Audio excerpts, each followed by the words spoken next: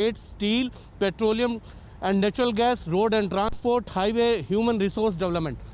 उनके पास कांग्रेस की क्या जिम्मेदारी है, ये अब उन्होंने हटा दिया है। उन्होंने इसका मतलब साफ है। और जितिन प्रसाद से हमारे कई सहयोगियों ने बात करने की कोशिश की, वो फ़ोन नहीं उठा रहे हैं, लेकिन इतना ज़रूर है वो दिल्ली में है और अब से कुछ देर बाद जो है वो बीजेपी में शामिल हो सकते हैं जितिन प्रसाद। बिल्कुल। और हिमांशु, जो खबरें आ रही है, जिस तरह से तैयारियां हो रही है बीजेपी मुख्यालय में, जिस तरह से खुद जेपी नड्डा मौजूद होंगे, इससे जाहिर सी बात है ये संकेत मिलते हैं कि जो कांग्रेस का नेता शामिल होने जा रहा है उसका कद वाकई बहुत बड़ा है।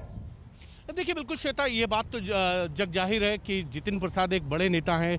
उनके पिता जो हैं कांग्रेस में एक बहुत सीनियर नेता थे और उत्तर प्रदेश के चुनाव हैं, तो उस मद्देनज़र में जितिन प्रसाद अगर कांग्रेस छोड़कर बीजेपी में आते हैं तो बीजेपी के लिए एक बहुत बड़ा कैच हो सकता है। और क्योंकि यूपी में जिस तरीके से पिछले कुछ दिनों से सरकार और संगठन को लेकर बीजेपी में कश्मकश है और कई खबरें सामने आ रही हैं, उसमें जितिन प्रसाद का बीजेपी में शामिल होना बीजेपी के लिए एक राहत की खबर जरूर होगा। अगर जितिन प्रसाद अब से कुछ देर में पार्टी हेडक्वार्टर में जो है बीजेपी में शामिल होते हैं और उनकी ज्वाइनिंग अगर जेपी नड्डा करा रहे हैं तो ये बहुत ही बड़ी बात है। और जितिन प्रसाद एक युवा नेता हैं, राहुल गांधी की ब्रिगेड के एक सदस्य रहे हैं और कहा जाता है राहुल गांधी की जो है कोर टीम उसके भी सदस्य हैं। और कहीं ना कहीं दोनों भाई बहन प्रियंका गांधी से और राहुल गांधी से उनकी नज़दीकियां हैं। 2019 में दोनों ने उनको बनाया था और उसके बाद लगातार जितिन प्रसाद जो हैं वो पार्टी आला कमान से नाराज चल रहे थे, उनकी बातों को सुना नहीं जा रहा था।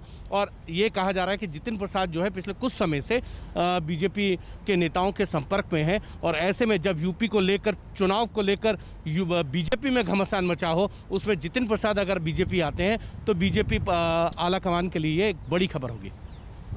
बिल्कुल, बहुत बहुत शुक्रिया आपका हिमांशु तमाम जानकारी के लिए। अब देखना होगा कि वाकई जितिन प्रसाद जो नाम सामने आ रहा है क्या वही अब बीजेपी में शामिल होते हैं, और अगर ऐसा हो पाता है तो बीजेपी के लिए ये बहुत बड़ी बात होगी उत्तर प्रदेश में आने वाले समय में विधानसभा चुनाव के मद्देनजर।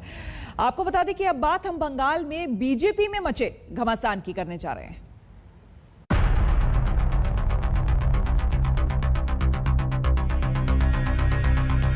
डिसिप्लिन सिपाही के नाते मेरा कुछ बात बोलना था तो पार्टी के अंदर सब लोग को खड़ा होकर पार्टी वर्कर का साथ देना चाहिए।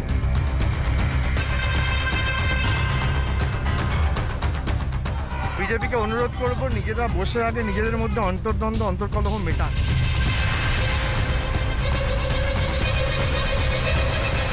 विश्लेषण होता है, आलोचना होती है, समालोचना होती है, तो ये एक प्रक्रिया है।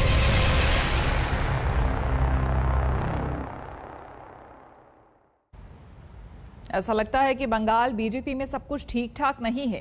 दिल्ली से कोलकाता तक बवाल मचा हुआ है। इस वक्त बंगाल विधानसभा में नेता विपक्ष और नंदीग्राम से ममता को हराने वाली शुभेंदु अधिकारी प्रधानमंत्री मोदी से मिल रहे हैं। जी हां, आपको हम बता दें कि वो पहुंच रहे हैं प्रधानमंत्री मोदी से मिलने के लिए। तस्वीरें आपको हम दिखा रहे हैं। कल ही शुभेंदु अधिकारी की मुलाकात अमित शाह से हुई थी और उसके बाद जेपी नड्डा से भी हुई थी, लेकिन अब आज मुलाकात होने वाली है प्रधानमंत्री नरेंद्र मोदी से। और बताया यह जा रहा है कि बंगाल के हालात की जानकारी, बंगाल की स्थिति की जानकारी शुभेंदु अधिकारी खुद पर्सनली प्रधानमंत्री से मिलकर देने जा रहे हैं। कल शाह और नड्डा से मुलाकात हुई थी शुभेंदु अधिकारी की, जैसा हमने आपको बताया, और आज प्रधानमंत्री से शुभेंदु अधिकारी की मुलाकात। क्योंकि आपको बता दें, जिस तरह की खबरें सामने आ रही है, सब कुछ ठीक ठाक नहीं है। बंगाल से जीत कर आने वाले बीजेपी के 18 सांसद राष्ट्रपति शासन की मांग कर रहे हैं। उधर बंगाल में बीजेपी की अहम बैठक हुई है तो कई बड़े नेता उससे नाराज रहे। इनमें मुकुल रॉय, राजीव बैनर्जी के साथ साथ शामिल भट्टाचार्य भी यहां पर नहीं पहुंचे। तीनों के घर वापसी यानी कि फिर से टीएमसी में जाने की अटकलें लगाई जा रही है। राजीव बैनर्जी ने तो बीजेपी के प्रदेश लीडरशिप पर हमला बोल दिया है। उन्होंने राष्ट्रपति शासन की मांग को जनता का अपमान करार दिया है।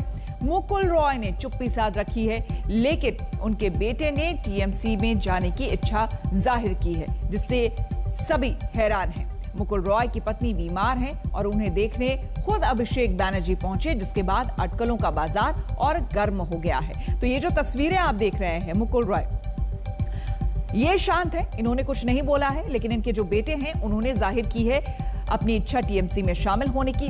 मुकुल रॉय की पत्नी बीमार थी। देखिए जो घटनाक्रम है वो समझिए। मुकुल रॉय की पत्नी बीमार थी तो खुद अभिषेक बैनर्जी पहुंच गए थे अस्पताल उन्हें देखने के लिए। और इधर राजीव बैनर्जी बीजेपी की प्रदेश लीडरशिप की आलोचना इन्होंने की है। ऐसा माना जा रहा है कि ये सभी वापस से यानी कि घर वापसी की ओर विचार कर रहे हैं।